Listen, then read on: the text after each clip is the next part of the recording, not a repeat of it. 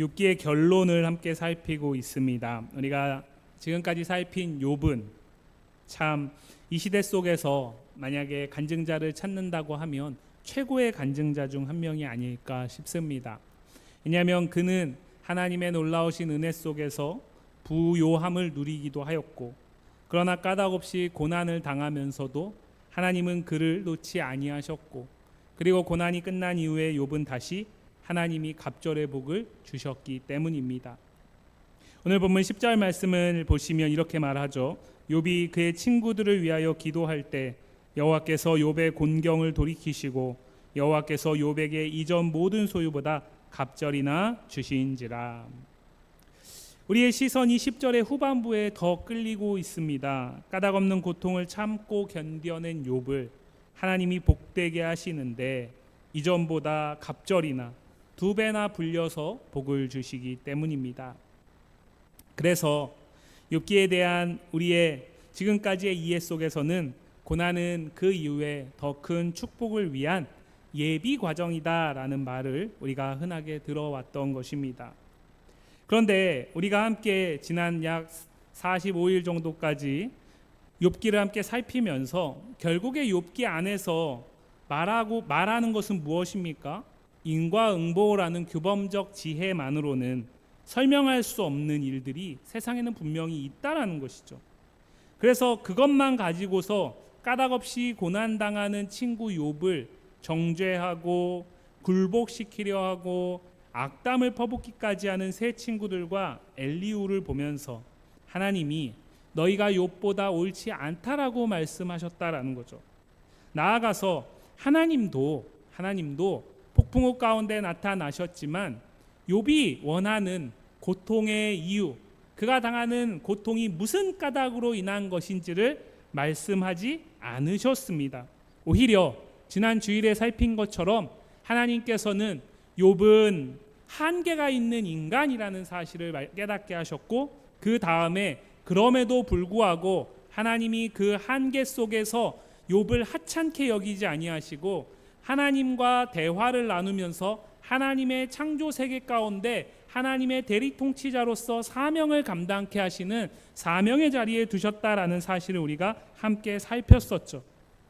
그렇기 때문에 1장부터 우리가 지금까지 계속해서 살핀 것이 인과응보의 규범적 지혜만으로는 설명되지 않는다라고 이야기를 했는데, 욥기 마지막 부분에 다시 하나님이 욥이 옳다고 인정하셔서 그에 합당한 갑절의 축복을 주셨다로 결론을 내린다면 우리는 욥기를 지금까지 볼 이유가 없었다라고도 할 수 있습니다. 어쩌면 욥기 1장과 2장 그리고 42장으로 점프해서 보는 것이 훨씬 더 합당하다고 할 수 있죠. 왜냐하면 그 인과응보의 지혜가 아니다라는 것을 3장부터 41장까지 이야기하고 있기 때문에 그렇습니다. 분량으로 보면 3장만 그 인과응보를 이야기할 수 있는 근거들이고, 나머지 39장은 인과응보가 아니라고 이야기를 하고 있는데, 결론을 다시 그걸로 낸다면 우리는 욥기를 잘못 이해하는 것입니다. 그래서 오늘 10절 말씀에서 우리는 갑절이나 복을 주셨다라는 것에 더 마음이 향하지만 10절에서 더 중요한 부분은 앞부분입니다. 우리 다시 10절 말씀을 한번 읽어보겠습니다. 욥이 그의 친구들을 위하여 기도할 때 여호와께서 욥의 곤경을 돌이키시고 여호와께서 욥에게 이전 모든 소유보다 갑절이나 주신지라. 하나님이 오랜 침묵을 마치고 욥에게 나타나셔서 38장부터 41장까지 욥에게 질문을 던지셨고, 비로소 욥이 대답한 내용을 우리가 지난 주일에 함께 살폈는데요. 그 가운데 욥이 이렇게 말했습니다. 내가 주께 대하여 귀로 듣기만 하였사오나 이제는 눈으로 주를 배옵나이다. 그러므로 내가 스스로 거두어드리고 티끌과 제 가운데에서 회개하나이다. 지난 주일에 회개라는 이 부분이 죄로부터 돌이킨다라는 우리가 신앙 안에서의 일반적인 표현을 넘어서서 하나님이 새롭게 만나게 하신 지혜를 통해서 욥이 이전의 생각을 바꾸었다라는 의미로 넓혀서 이해를 하시는 것이 좋다라고 말씀을 드렸습니다. 그러니까 욥의 생각에 변화가 온 것입니다. 욥이 이전에 가졌던 삶의 나름대로의 방식, 그가 나름대로 추구했던 사고, 이것들이 가치관, 이런 것들이 변화가 온 것이죠. 그 다음에 오늘 결론이 나오고 있다라는 거죠. 그리고 욥은 하나님 앞에 고통을 당하는 이유, 그 까닭없는 고통 가운데 하나님 앞에 그 이유를 찾아가면서 나아갔지만 하나님은 결국 말씀하지 않으셨고, 욥이 이 고백을 한 것은 그가 고통으로부터 벗어났기 때문이 아니라 이제 욥에게는 이 새로운 지혜를 만난 이후에 고통당하는, 그가 당하는 고통이 까닭이 없다라는 것은 그리 중요한 문제가 아니었다라는 거죠. 욥은 여전히 고통을 당하고 있습니다. 그렇게 하나님을 통해 지혜를 만난 욥의 그 이후의 첫 모습이 오늘 10절 이하에 나오는 결론인데요. 10절 이하에서 욥은 다시 새 친구들과 맞닥뜨리게 됩니다. 앞서 엘리후가 등장하기 이전에 욥기 28장까지 욥이 독백을 시작하기 전까지 세 차례에 걸쳐서 엘리바스, 빌닷, 소발과 욥은 논쟁을 펼쳤습니다. 그리고 그 평행선이 끝이 날 것 같지 않다라는 것을 서로 간파했는지 더 이상 이제 말을 섞지 않죠. 그런데 오늘 이 마지막 부분에서 다시 세 친구들이 욥 앞에 왔습니다. 이번에는 욥 앞에 와서 항변하고 논쟁을 하기 위해서가 아니라 하나님께서 욥에게 가서 번제를 드리고 욥이 너희를 위해 기도할 때에 너희를 사하겠다라고 말씀하셨기 때문에 온 것이죠. 성경에 기록되지 않은 하나님과 욥의 이면 계약이 혹시 9절과 10절 사이에 있었을까? 우리는 그런 상상을 할 수 없습니다. 그렇기 때문에 오늘 이 10절 이하의 욥의 모습이 놀라운 것이죠.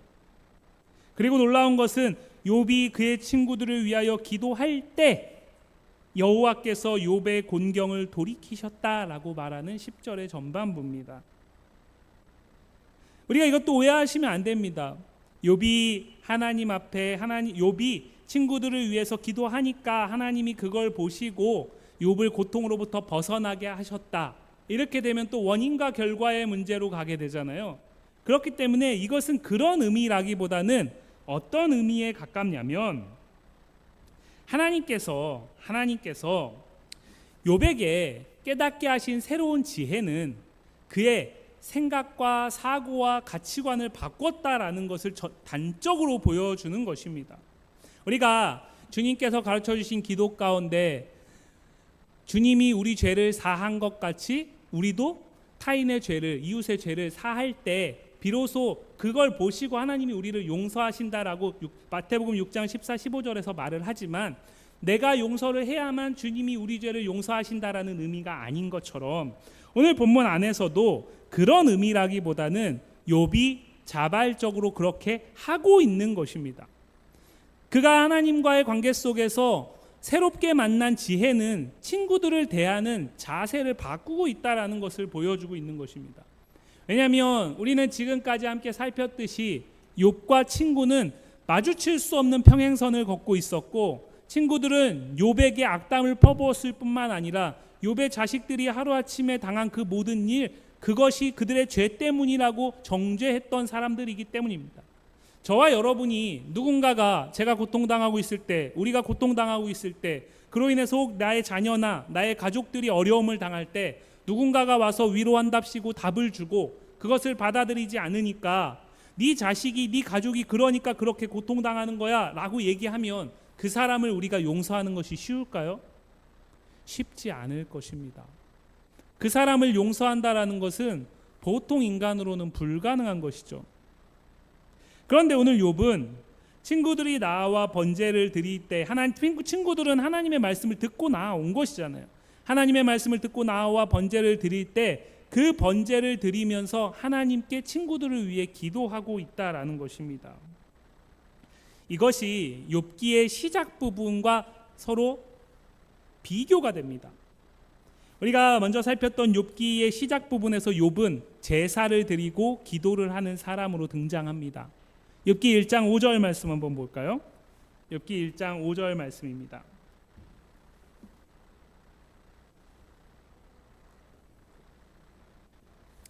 같이 읽습니다.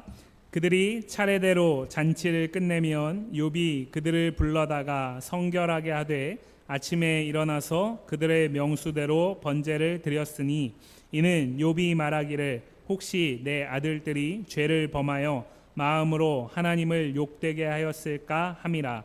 욥의 행위가 항상 이러하였더라. 분명히 이 모습은 놀라운 모습입니다. 왜냐하면 믿음을 가지고 그리스도인이라고 하지만 하루에 한 번도 하나님 앞에 기도하지 않고 하루를 시작할 때 기도하지 않는 사람들이 훨씬 더 많기 때문에 욥의 이런 모습은 분명히 대단한 모습이죠. 그런데 지금 욥은 무엇 때문에 기도하고 하나님 앞에 제사를 드립니까? 철저히 하나님이 혹여라도 내 자녀들에게 재앙을 내릴까봐 인과응보의 규범적 지혜의 수준에 머물러서 그 지혜를 따라서 자식들의 복을 위해서 제사를 드리고 기도하고 있습니다. 나와 관계되어 있는 내 울타리 안에 있는 사람들을 위해 기도하고 있는 것이죠. 그런데 오늘 새로운 지혜를 만난 이후에 욥은 어떻습니까? 자신과 울타리 밖에 있는 이웃들을 위해 기도하고 있습니다. 이웃을 넘어서 사실은 원수와 같은 친구들을 위해 기도하고 있는 거죠. 어떻게 이것이 가능할까요? 욥기는 고난을 겪어가면서 욥이 비로소 만났던 그 지혜가, 지난주에 우리가 주일날 살폈을 때 하나님이 사명의 자리에 있는 존재로서 욥이 서 있다라는 사실을 깨닫게 하셨다라고 말을 했는데, 그 사명은 거창한 것이 아닙니다. 어떤 전혀 복음이 없는 불모지에 가가지고 거기에서 순교를 각오하고 복음을 전하는 이런 것이 아니라 지극히 평범한 일상 속에서 내가 그 지혜를 만나기 이전에는 생각조차 하지 않고 하려고 하지도 않았던 것들을 오히려 이제는 중심에 두는 것입니다. 우리가 흔히 예수 그리스도를 만난다라는 것은 예수 그리스도를 만나기 전에는 내 인생의 주인이 나고 그 다음에 가족이고 조금 더 착한 사람들은 내 주변의 이웃까지 나아가지만, 그러나 예수 그리스도를 만난 이후에 우리는 1순위가 하나님이고 그 다음이 내가 아닌 내 주변에 있는 이웃이고 그 다음이 자신이잖아요. 그러니까 우선순위가 바뀌는 거죠. 무엇으로 인해서요? 예수 그리스도를 만난 이후로요. 예수 그리스도를 만나고 나니까 하나님보다 더 중요한 것이 없고 하나님이 소중한데 그 하나님께서 너무나 사랑하시는 이웃들을 같은 눈으로 바라보게 되는 거죠. 그러니까 나는 3순위가 될 수 있는 것입니다. 뒷부분에서 욥은 갑절의 복을 받습니다. 결론에서 갑절의 복을 받습니다. 그런데 까닭없이 고통당하기 이전에 혹여라도 하나님께서 재앙을 내릴까봐 간밤에 자녀들이 죄를 져서 하나님 앞에 벌 받을까봐 전전긍긍하며 하나님 앞에 제사 드리고 기도하는 행위는 나타나지 않고 있습니다. 그 얘기는 무슨 얘기일까요? 이제는 하나님에 대해서 전적으로 신뢰할 뿐만 아니라 그 하나님의 사명이 받은 존재다라는 사실을 사람들과의 관계 회복을 통해서 구현해내고 있다라는 것입니다. 제가 하나님의 나라를 이루고 나누어가는 것에 대해서 축도나 아니면 기도에 많이 담고 있는데, 하나님의 나라를 이루고 나누는 것은 교회 안에서만 할 수 있는 것이 아닙니다. 오히려 교회 밖에서 이루어야 하는 것이죠. 왜냐하면 우리는 이미 하나님 나라의 모형으로서 교회 공동체를 이루고 있으니까요. 그러면 우리가 그것을 이루는 것은 교회에서 하지만 나누는 것은 어디서 해야 될까요? 교회 밖에서 해야 되는 것입니다. 그러려면 어떻게 해야 될까요? 이웃을 하나님의 마음을 가지고 관계를 맺어 가야 하는 것입니다. 그것이 때로는 손해로 나타날 수도 있고, 오늘 욥기에서 나오는 이 욥처럼 원수와 같이 악담을 퍼붓고 자기를 정죄했던 친구들일지라도 그들이 다가올 때에 그 손을 기꺼이 잡고 용서하며 그들을 위해 기도할 수 있어야 된다라는 것이죠. 그래서 오늘 본문은 욥기의 결론에서 갑절의 축복을 받았다라는 사실을 말하는 것이 아니라 그가 하나님 안에서 하나님과 함께 하나님 고통을 통해서 하나님께서 만나게 하신 지혜를 경험한 이후에 어떻게 바뀌었는가를 보여주는 것입니다. 우리말로 얘기를 하면 예수 그리스도를 만나기 이전의 욥은 이랬는데 예수 그리스도를 만나고 나니까 그 이후의 욥은 이렇더라라는 것입니다. 변화된 모습을 결론이 말하고 있는 것입니다. 욥이 이전에 귀로만 들었을 때에는 욥은 이 친구들을 위해 기도할 수 없었을 겁니다. 만약에 이전에 귀로만 들었던 그 하나님에 대한 이해라면 욥은 자신을 정죄하고 악담했는데 하나님이 욥이 옳다라고 인정했으니까 벌받아 충분하다라고 생각하고 하나님 재앙을 내려달라고 기도했으면 했지 용서해달라고 기도할 리가 없습니다. 그런데 오늘 욥은 기꺼이 그렇게 하고 있고, 그때에 하나님이 욥의 공경을 돌이키셨다라는 것은 무엇이냐면 그가 변화되었다라는 것을 하나님이 보증하시는 도장이라고 할 수 있습니다. 우리가 성령께서 우리를 인치셨다라고 얘기를 하잖아요. 성령의 유효한 부르심 가운데서 우리가 그리스도인으로서 부르심을 받았는데 성령께서 그것을 인치신다라는 게 우리가 예수를 나의 구주로 영접합니다 아멘 했을 때 도장을 딱 찍어주는 게 아니라 이미 창세전에 하나님의 택하심 가운데서 우리는 하나님의 자녀로서 선택을 받았는데 성령께서 각자의 삶 속에 유효한 부르심의 때가 다 다르고, 그때 성령께서 내가 예수를 나의 구주로 영접한다 라는 고백을 할 때에 도장을 확실하게 찍어주는 의미인 거죠. 그 순간에 예수를 믿게 되는 것이 아니라, 그 순간에 하나님의 자녀가 되는 것이 아니라 하나님의 택정하심 속에서 창세전에 우리는 이미 택정함을 받았는데 그것이 확실하게 도장을 찍는 날이 성령께서 우리에게 내가 예수를 나의 구주로 영접합니다라고 고백하고 아멘 할 때에 그때의 도장을 딱 찍음으로써 확인을 해주는 것이다라는 거죠. 그러니까 오늘 이 욥기 결론 부분의 10절에서 기도할 때에 곤경을 돌이키셨다라는 이것은 하나님께서 욥이 변화되었다라는 것을 확실하게 도장을 찍어준다라는 보증이라고 할 수 있습니다. 조건이 아니라요. 지금까지 우리가 욥기에서 살핀 것은 모든 일에는 원인이 있고, 그렇기 때문에 그 결과를 보면 원인의 문제가 있기 때문에 원인과 결과의 틀에서 하나님은 일하시고 거기에서 옴짝달싹할 수 없는 분이다라는 친구들의 이해. 그런데 하나님은 나는 그렇지 않다라고 이야기하면서 욥에게 새로운 지혜를 만나게 하셨으니까 이제 욥은 그 새로운 지혜 안에서 하나님을 자신의 틀 안에 가두지 않는 거죠. 자신의 틀 안에서는 용서할 수 없고 자신의 틀 안에서는 원수이지만, 그러나 하나님의 지혜 안에서, 새롭게 만난 하나님의 지혜 안에서 이들은 하나님이 나를 통해서 하나님의 은혜를 경험하게 하기를 원하는 사랑하는 친구인 것입니다. 그렇기 때문에 그들을 위해 기도할 수 있는 것이죠. 그들을 위해 번제 드릴 수 있는 겁니다. 어쩌면 욥기 1장에서 우리가 전반 욥기를 시작하면서 살폈던 매일을 시작하는 욥의 기도, 그것은 지극히 세속적인 기도입니다. 지극히 자신이 더 잘 되기를 원하는 기도죠. 그러나 이 기도는 욥에게는 표면적으로 아무 유익이 없습니다.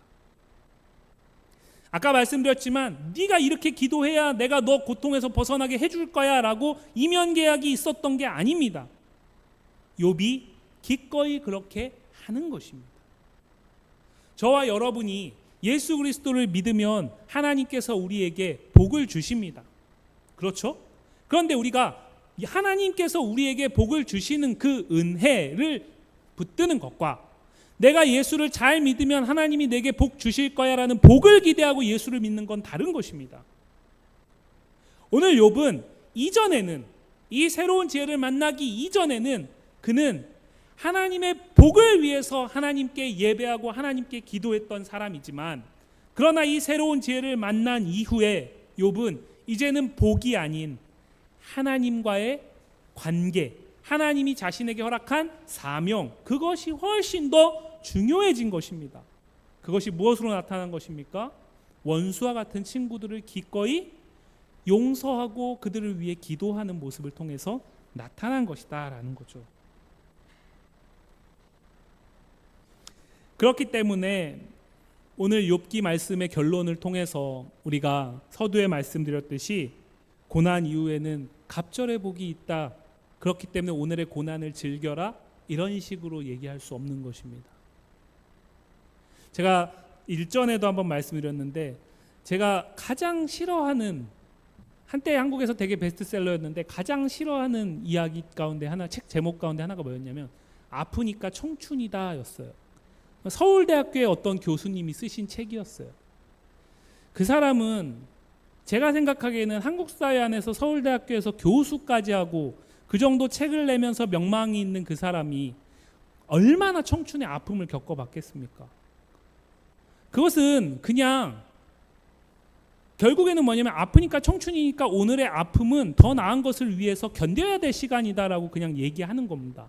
그러면 뭐가 사라집니까? 고난을 통해서 마땅히 그 시간 가운데서 경험해야 될 것들이 사라지게 되죠. 그리고 그 고난의 문제를 가볍게 받아들이게 됩니다. 지금 한국 사회 안에서 세대 갈등이 점점 더 심해지고 있는 가장 큰 이유 가운데 하나가 무엇이냐면 우리 어르신들이 보기에는 젊은 세대들이 참 열심히 안 살아요. 어르신들이 보기에는 젊은 세대들이 참 끈기도 없어요. 나 같으면은 어디라도 나가서 일할 텐데 자기가 원하는 일자리 아니라고 그냥 계속 직장 구하고만 다녀요. 어렵게 가고 나면 그 진득하게 다니면 되는데 그 어디 천국이 있습니까? 가면 다 견뎌야죠. 돈 벌기가 그렇게 쉽습니까? 그런데 젊은 세대들은 안 그래요. 그러니까 답답한 거예요.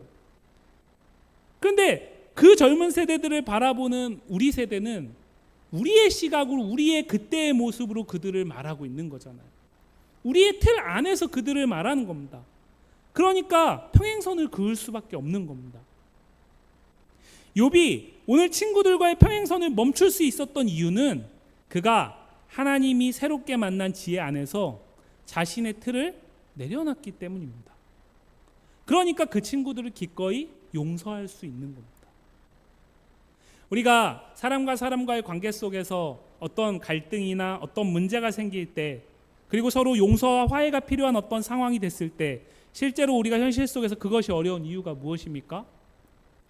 이 사람도 서로 자기가 잘못했다라고 생각하지 않을 때입니다. 나는 잘못한 게 하나 없는데 내가 이 사람한테 손을 내밀었으니까 이 사람은 자기가 잘못한 걸 인정하면서 당연히 잡을 때 화해가 된다라고 생각하는 거죠. 그런데 이 사람도 똑같이 생각하거든요. 그러니까 평행선을 그을 수밖에 없는 겁니다. 결국에는 인간관계의 회복은 내가 가진 틀 안에서 타인을 바라보는 것이 아니라 내가 가진 틀을 내려놓고 타인을 그대로 받아들일 때 가능한 것입니다. 욥이 계속 힘들었던 이유가 무엇입니까? 친구들이 욥이 계속 얘기했잖아요. 제발 그냥 옆에서 아파하고 힘들어하는 나를 제발 그냥 좀 지켜만 봐줘. 그냥 손만 잡아줘. 그냥 어깨만 두들겨줘도 충분해. 아니 아무 말 하지 않아도 돼. 근데 친구들은 끊임없이 말했거든요. 왜요? 그들 입장에서, 친구들 입장에서 지금 욥에게 가장 시급한 것은 죄의 문제를 해결하는 거였거든요. 그러니까 고통당하는 그 친구의 처지는 보이지 않는 겁니다. 우는 그 친구의 눈물은 안 보이는 겁니다. 그러니까 점점 더 갈등이 심화되죠. 그런데 오늘 욥은 그렇게 하지 않고 있어요. 너희가 과거에 이런 거 그 잘못했지? 인정해? 그 다음에 하는 게 아니라는 거죠. 그거는 문제되지 않는 겁니다. 왜냐하면 하나님과의 관계가 회복된 가운데서 사람과의 관계의 회복으로 나아가고 있기 때문에 그렇습니다. 12절 이하 말씀을 보시면 욥의 말년에 욥이 누린 복을 성경이 설명합니다. 그 중에서도 우리가 주목할 것은 13절과 13, 14, 15절 말씀인데요. 같이 한번 읽어보겠습니다. 13, 14, 15절입니다. 또 아들 7과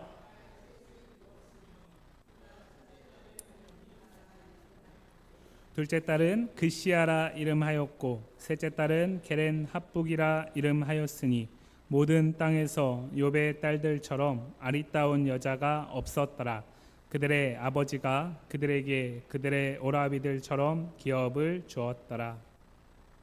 까닭없는 고난을 당하기 이전에도 욥은 정확히 아들 7, 딸 3이 있었습니다. 욥기 1장 2절 이렇게 시작하거든요. 그에게 아들 7과 딸 3이 태어나니라. 그런데 오늘 결론에서도 동일하게 아들 7과 딸 3이 있습니다. 그런데 욥기의 시작 부분에서의 이 아들 7과 딸 3 다음의 기록과 달리 결론에서는 이 중에서도 특별히 딸 3에 대한 이야기가 부연되고 있습니다. 그 딸 셋의 이름이 나오죠. 첫째 딸은 여미마라, 둘째 딸은 그시아라, 셋째 딸은 게렌 합북이라. 비둘기, 개수나무, 여성이 쓰는 화장품 상자와 같은 그런 히브리어 단어입니다. 근데 이 세 단어는 이 딸 셋의 이름은 다 무엇을 표현하냐면 아름다움을 표현합니다. 아름다움. 생각을 해보시기 바랍니다. 욥이 지금까지 겪어왔던 이 일들이 아름답습니까? 아니면은 지금 하나님께서 이 고통이 끝난 이후에 그에게 욥에게 말년에 노년에 준 딸들이 정말 막 절세 미인이다라는 얘기일까요? 그런 이야기가 아닙니다. 성경에서 이 사람의 이름, 특별히 히브리어로 구약 성경 안에서 이 이름은 그 자체가 메시지가 되는 경우가 있습니다. 가령 예를 들어서 이제 조금 있으면 성탄절입니다. 예수님의 이름의 뜻은 자기 백성을 저희 죄에서 구원할 자입니다. 마태복음 1장 21절이 그것을 선언하면서 시작합니다. 마태복음은 마태가 유대인들을 위해 기록한 복음서입니다. 자기 백성을 저희 죄에서 구원할 자, 그분은 왕으로 오신다라는 구원의 약속이, 구약의 약속을 바로 예수님이 실현하기 위해 오셨다라는 걸 마태는 선언하면서 유대인들에게 복음서를 보게 하는 것입니다. 그렇기 때문에 마태복음은 예수님이 왕이시다라는 이야기를 하고 있습니다. 그러니까 예수님의 이름의 뜻이 자기 백성을 저희 죄에서 구원할 자다. 그 이름, 그냥 뜻 그 자체로 끝나는 것이 아니라 그것 전체가 마태복음이 뭘 얘기하는지를 얘기하고 있는 거죠. 오늘 욥기의 결론부에서 딸 셋의 이름이 다 아름답다와 연관된 단어다라는 이것은 욥이 고통을 겪고 난 이후에 지금 갑절의 복을 받은 지금의 상황이 아름다웠다라고 받아들인다라는 걸 넘어서서 지난 그 고통의 시간들을 겪으면서 오늘에 이르기까지 우리가 흔히 얘기하는 모든 것이 하나님의 은혜다라는 고백입니다. 욥은 원래 고통 가운데 어떻게 하나님 앞에 얘기했던 사람이죠? 처음에는 주신 이도 여호와시고 거두시는 이도 여호와시다. 허허 이 사람아, 우리가 복을 받는 것도 하나님이 주셨으니까 화 받는 것도 어쩔 수 없는 거지. 그거 하나님께 달린 거야. 그런데 3장부터 욥은 태어난 날을 저주하고 이럴 바에는 차라리 나지 않는 게 나았을 거다라고 얘기하고 그런 사람이잖아요. 왜 그랬을까요? 그 삶이 아름다움과는 거리가 너무나 먼 것이잖아요. 그런데 이 하나님과 지혜의 여정 가운데서 비로소 지혜를 만난 이후에 보니까 여전히 왜 고통당했는지는 모르잖아요. 그런데 돌아보니 모든 것이 너무나 아름답다라고 고백을 하는 것입니다. 그가 갑절에 복을 받았기 때문이 아니라 하나님이 그의 삶 속에서 절대 주권적 손길로 함께 하셔서 여전히 나는 내 지식과 내 지혜만으로는 이해하고 해석할 수 없는 삶의 현실을 살고 있지만 그러나 그분은 언제나 선하셔서 내 삶을 아름답게 이끌어 가시는 분이시다라는 고백입니다. 조금 더 나아가면 오늘 이 욥기 42장 15절 말씀을 보면요. 모든 땅에서 욥의 딸들처럼 아리따운 여자가 없었더라. 그들의 아버지가 그들에게 그들의 오라비들처럼 기업을 주었다라고 얘기합니다. 욥이 원래 이렇게 딸을 사랑하는 사람이 아닙니다.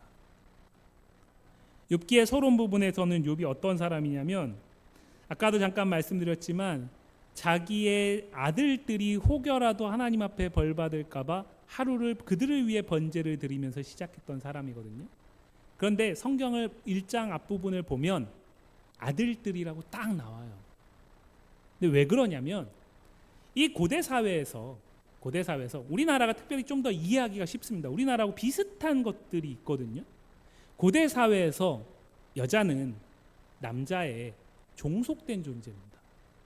그러니까 결혼하기 이전에는 아버지의 품 안에 있어야만 보호를 받을 수 있고 결혼한 이후에는 남편의 품 안에 있어야만 보호를 받을 수 있는 아주 약한 존재입니다. 그래서 과부와 고아가 성경에서 이야기하는 연약한 자의 대표인 거예요. 과부는 남편이 없잖아요. 고아는 부모가 없잖아요. 그런데 그 중에서도 여인이라면 더한 거죠. 그런데 오늘 15절에서는 욥이 어떻게 하고 있습니까? 오라비들, 아들들과 똑같이 딸에게도 기업을 나눠주고 있습니다. 이거는 보통 일이 아닌 겁니다. 이것은 이 당시의 시대의 관습 안에선 천지가 개벽하는 일입니다. 왜냐하면 딸에게 왜 기업을 안 줄까요? 딸에게 기업을 줬는데 시집 가면 그 기업이 남의 집으로 넘어가게 되잖아요. 그렇게 넘어가게 되면 이제 딸은 더 이상 내 딸이지만 남편의 보호 아래 머무는 것이지 아버지 내 보호 아래 머무는 게 아니기 때문에 딸에게는 기업을 안 주는 겁니다. 성경에서 그렇기 때문에 이 문제에 대해서 구약의 이스라엘 백성들에게 율법에서 질문을 던진 슬로바앗의 딸들이 있었어요. 슬로바앗이라는 사람이 므낫세 지파인데, 므낫세 지파에 속한 사람인데 슬로바앗이 죽었어요. 아들들도 없어요. 딸들만 있습니다. 원래는 기업을 받을 수가 없어요. 그럼 어떻게 됩니까? 기업이 빼앗기는 거잖아요. 기업이 사라지는 거잖아요. 그래서 질문을 던져요. 모세에게. 그러니까 모세가 하나님께 물어요. 그리고 하나님께서 모세에게 답을 주십니다. 민수기 27장 8절 말씀인데 이렇게 말합니다. 너는 이스라엘 자손에게 말하여 이르기를 사람이 죽고 아들이 없으면 그의 기업을 그의 딸에게 돌릴 것이요. 언제요? 아버지가 죽고 아들도 없을 때. 이것은 아주 특별한 때입니다. 바로 이 경우가 슬로바앗의 딸들에 해당이 된 거죠. 그래서 슬로바앗의 딸들에게 기업이 주어졌습니다. 그런데 오늘 이 욥의 세 딸 여미마, 그시야, 게렌하프 이 세 딸은 아버지가 살아 있습니다. 아들도 7이나 있습니다. 그런데 기업을 나누어 주고 있습니다. 이 사람은 이스라엘 백성이 아닙니다. 욥은 우스 땅에 있었던 사람이잖아요. 이방 땅에 살던 사람입니다.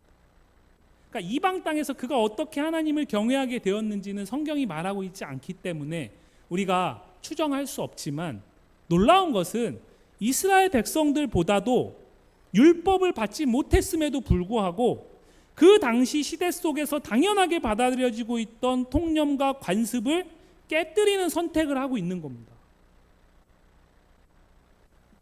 무엇이요? 그가 하나님 앞에서 누구인가를 지혜를 새롭게 만나면서 깨달은 이후에 이게 가능했다라는 겁니다. 여러분들 많이 들어보셨겠지만 미국의 16대 대통령 링컨이라는 사람이 백악관을 기도실로 만든 대통령이라고 책도 나와 있고요. 그런데 그 링컨이라는 사람이 했던 가장 위대한 업적 가운데 하나가 노예제도를 철폐한 거잖아요. 그렇죠? 물론 정치적인 의도도 있었을 겁니다. 그러나 그가 하나님의 사람이기 때문에 그가 믿는 예수님의 그 사랑의 범주 안에서 노예를 사람이 부린다라는 것이 기독교적 세계관 안에서 받아들여질 수 없기 때문에 대통령이라는 지위를 가지고 많은 반대가 있었지만 기꺼이 그 선택을 했던 것입니다. 그 결과 어떻게 됐습니까? 노예제가 폐지됐습니다. 우리나라가 기독교 역사가 이제 130년 가까이 되어가고 있지만 기독교가 사회에 많은 공헌들을 했습니다. 특히 초기 선교사님들 같은 경우에는 그 당시에 조선이라는 나라는 여자에게 글을 가르치지 않았습니다. 그런데 초기 선교사님들은 그들에게 글을 가르쳤습니다. 그리고 그들을 성경을 읽을 수 있도록 할 뿐만 아니라 그 시대 속에서 역할을 할 수 있도록 학교를 세워주기도 하고요. 그죠? 그것이 사회 봉사를 하기 위해서 한 게 아닙니다. 그들이 믿는 하나님이 남자와 여자를 동일하게 대우하시는데 그 시대 속에서 조선이라는 나라는 남자와 여자를 동일하게 대우하지 않는 겁니다. 그러면 이것을 당연하게 생각하고 있는 사람들에게 선교사들이 와서 그것이 아니다라고 말하는 게 쉬울까요? 어렵습니다. 무엇으로 가능할까요? 하나님에 대한 신뢰가 있어야 가능한 겁니다. 하나님에 대한 신뢰가 있어야 가능한 겁니다. 지금도 마찬가지입니다. 우리가 결국에 욥기는 무엇을 결론부에 얘기하고 있는 것이냐면 우리가 예수 그리스도를 믿습니다. 예수 그리스도를 믿는 우리가 여전히 믿기 이전에 또는 우리가 속해 있는 사회 속에서 하나님의 말씀과 배치되는 선택들을 해나가는 삶을 여전히 살아가고 있다면 그것은 우리가 어떠한 존재인지를 바로 깨닫지 못하고 있는 증거라는 이야기를 하는 겁니다. 예수를 믿기 때문에 감내해야 될 것들이 있는 것이죠. 예수를 믿기 때문에 세상 모든 사람들은 당연하게 받아들이지만 당연하지 않아야 될 것들이 있는 것입니다. 왜요? 우리 예수님이 그것을 기뻐하지 않으시기 때문에. 욥은 그렇게 이 새로운 지혜를 만난 이후에 하나님 앞에서 무엇이 자신에게 맡겨진 사명을 감당하는 방법일까를 치열하게 고민하면서 140세까지 추가적으로 살았던 겁니다.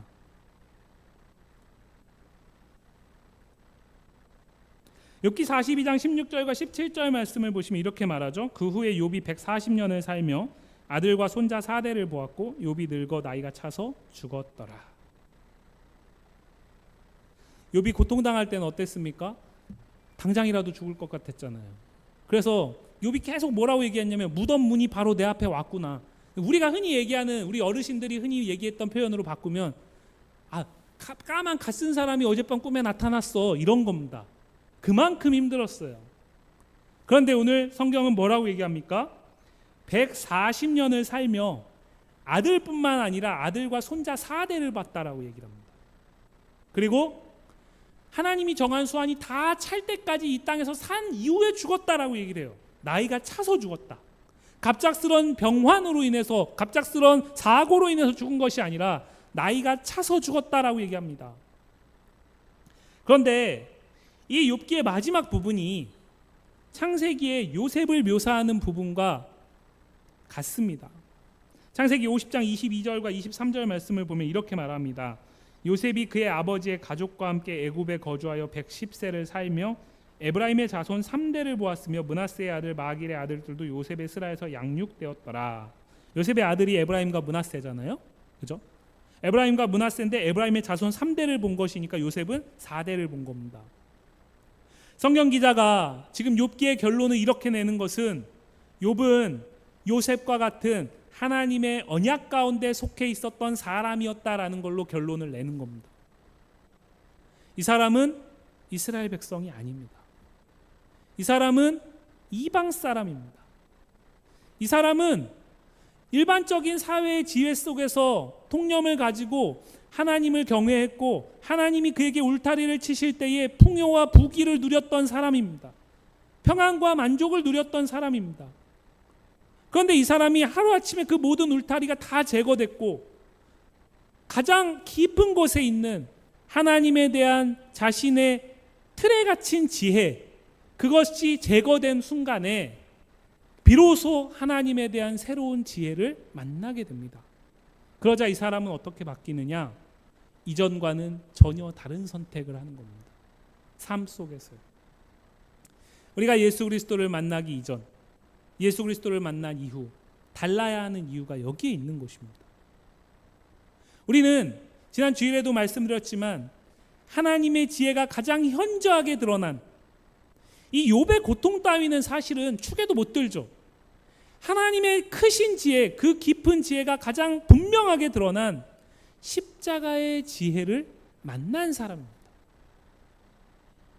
우리는 그곳에서 예수가 십자가에 못 박힐 때에 우리의 죄와 정과 욕심을 함께 못 박은 자들입니다. 그렇기 때문에 자신의 삶 속에서 까닭 없는 어떤 고통을 당하는 전기를 경험하고 난 이후에 욥이 180도 바뀐 이 삶의 모습을 보여주는다면 그리스도의 그 십자가를 통해 하나님의 크신 지혜를 만난 우리는 그 이전과 같을 수가 없는 거죠.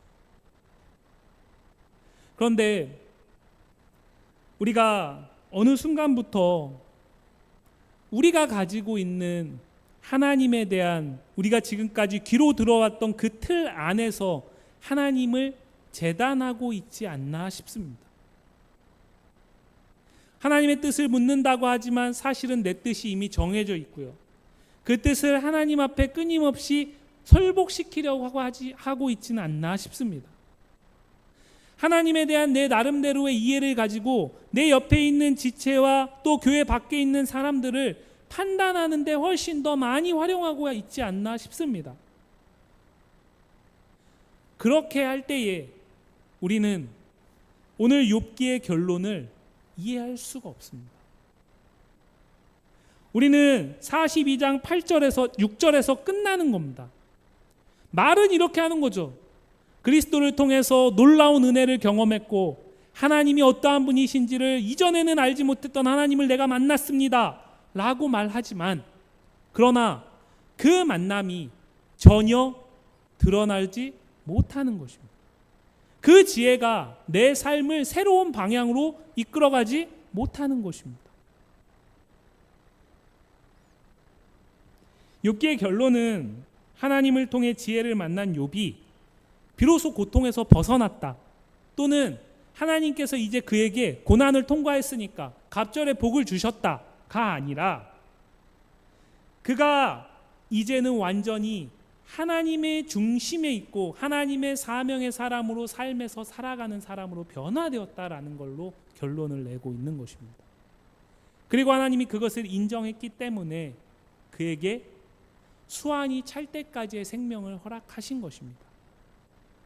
요셉 110세까지 살았습니다. 그는 노예로 팔려갔죠. 그가 그곳에서 살아있을 거라고 자신도 형제도 야곱도 생각하지 못했습니다. 그런데 하나님은 그를 살려두셨습니다. 무엇 때문일까요? 그가 감당해야 할 사명이 남아있었기 때문입니다. 그래서 우리가 흔히 사명자는 죽지 않는다라는 이야기를 하는 거죠. 그가 감당해야 할 사명을 감당하고 나니까 하나님이 때가 차서 110세의 요셉을 데려가시는 겁니다. 4대까지 보게 하시는 장수를 삶을 누리게 하시면서 오늘 욥도 그렇게 결론을 내고 있습니다. 제가 지난 주일에 이제 예배를 마치고 올라가다가 그 SNS에서 전에도 한번 말씀드렸는데 고신대학교의 박영돈 교수님이라는 분이 쓰신 페이스북 글을 봤습니다. 근데 그분이 이런 글을 쓰셨어요. 그분이 이제 얼마 전에 미국에 이제 안식년차 나갔다 오셨는데 자신이 우연히 유튜브인지 TV인지 모르겠는데 이 스님이 나와서 하는 방송을 보게 됐대요. 그런데 공교롭게도 그 방송에서 스님이 기독교에서 말하는 복음을 이야기하고 있더래요. 근데 이분이 참 부끄러웠다라고 얘기를 하더라고요. 왜 그랬냐면 그 스님이 기독교에서 성신자들이 말하는 기독교의 복음은 단순히 예수를 믿는 것이 아니라 그의 삶의 전인적인 변화를 가져오는 것이다 라고 스님이 그렇게 이야기를 하더라는 거죠. 그런데 그분이 왜 부끄러웠냐면 기독교 안에 속해 있는 사람들은 전인적인 변화에 대한 고민이 스님보다도 없더라는 거죠. 그 삶의 변화, 열매, 성화, 거룩함 이런 것들을 이야기할 때에 그리하지 못하는 자신의 모습이 너무나 부끄러워서인지 모르지만 믿으면 된다라고 그냥 치부해버리다라는 거죠. 예수님을 믿으면 그걸로 충분해. 맞습니다. 틀리지 않습니다. 문제는 뭐냐면 복음이신 예수님을 믿는다라는 것은 내가 그분을 오늘부터 믿습니다가 아니라 그 믿음은 나에게 이전에 경험하지 못한 새로운 지혜를 만나게 한 것이기 때문에 그 지혜를 따르는 삶으로 이끌어가야 하는 것입니다. 그게 전인적인 삶의 변화입니다. 성경은 분명히 그걸 이야기합니다. 히브리서 4장 12절을 보면 하나님의 말씀은 살았고 운동력이 있어서 혼과 영과 관절과 골수를 찔러 쪼개기까지 한다라고 이야기를 하죠. 그냥 우리의 의식만, 우리의 지식만이 아니라 혼과 영과 관절과 골수를 찔른다라는 것은 우리의 몸의 모든 부분이 하나님의 말씀이 운행하신다라는 겁니다. 그 이전 것이 하나도 남을 수 없다라는 겁니다. 하나님의 말씀 가운데서 모든 것이 바뀐다라는 이야기를 하는 겁니다. 그래서 13절을 보면 그 가운데서 하나님의 말씀 앞에서 아무것도 숨길 수 없다라는 이야기가 이어지고 있는 것입니다. 사랑하는 성도 여러분, 욥기의 말씀은 우리에게 무엇을 이야기하고 있습니까? 저와 여러분이 만난 그 십자가에서 만난 하나님의 크신 놀라운 지혜는 오늘 우리의 삶을 이전보다 얼만큼 더 하나님 앞에 부끄럽지 않은 삶으로 이끌어가고 있습니까? 얼마만큼 나 중심의 삶을 청산하고 하나님 중심의 삶으로 살 수 있도록 그리할 수 없는 나의 모습을 붙들고 하나님 앞에 은혜를 구하게 하고 있습니까? 저와 여러분이, 우리가 새로운 사명을 받았다라는 사실을 기억해야 하는 이유가 거기에 있습니다.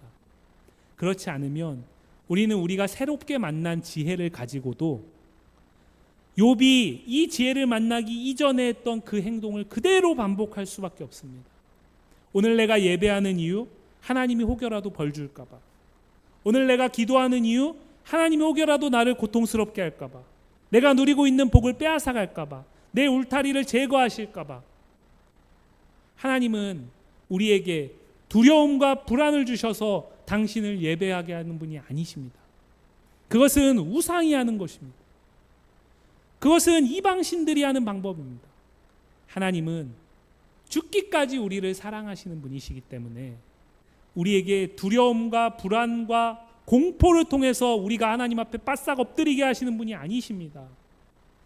우리의 심령 가운데 찾아오셔서 십자가의 지혜를 늘 새롭게 하시고 그 가운데서 기꺼이 하나님의 기뻐하시는 삶을 살아갈 수 있는 의지를 주시면서 그 가운데서 하나님을 예배할 수 있게 하시는 분이십니다.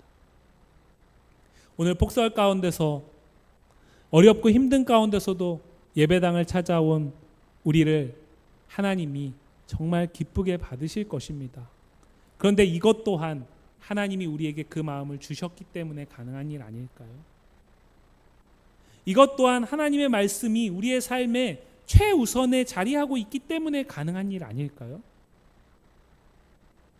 물론 불가피하게 못 오신 분들이 문제가 있다라고 이야기하는 것이 아닙니다. 우리가 하는 모든 신앙의 행위조차도 하나님의 은혜가 앞서지 않으면 우리는 그것조차도 나의 유익을 위해서 내 중심적으로 이루어가고 행해 나갈 수밖에 없는 죄인이라는 사실을 기억하실 수 있기를 바랍니다. 사랑하는 성도 여러분, 얼마 있으면 이제 성탄절입니다. 사회가 경제적으로 많이 어렵기 때문에 예년과 같은 성탄의 분위기는 전혀 나고 있지 않는 것 같습니다. 캐롤을 듣기도 쉽지 않고 교회나 와야 그나마 트리를 보고 또 불빛도 보고 하는 것 같습니다. 그런데 한편으로는 어쩌면 그동안 성탄의 참 의미를 세상에 우리가 보여주고 전하기에는 세상이 너무나 쾌락과 즐거움으로만 달려가고 있지 않았나 싶습니다. 성탄의 참 의미를 우리는 십자가에서 이미 알고 있습니다. 그 지혜를 우린 이미 소유했습니다. 그렇기에 성탄을 앞둔 우리에게 하나님은 우리가 가서 삶의 자리에서 우리에게 맡기신 사명을 감당하라고 말씀하십니다. 누군가에게는 그것이 가족을 품어가는 시작일 수도 있을 것이고요. 누군가에게는 그것이 도저히 용서할 수 없는 누군가에게 그를 위해서 찾아가 손 내미는 것이 어렵더라도 그를 위해 기도하는 시작일 수도 있을 것입니다. 누군가에게는 그것이 내가 가지고 있던 나의 오랜 가치관과 나의 오랜 확고부동한 생각을 그 사람을 위해서 내려놓는 것일 수도 있을 것입니다. 사랑하는 성도 여러분, 성탄을 앞두고 예수 그리스도의 사랑과 그 그리스도의 놀라우신 은혜와 그 자비가, 그 관대하심이 우리를 통해서 우리가 살아가는 삶의 자리에서 드러날 수 있기를 간절히 소망합니다. 기도하겠습니다.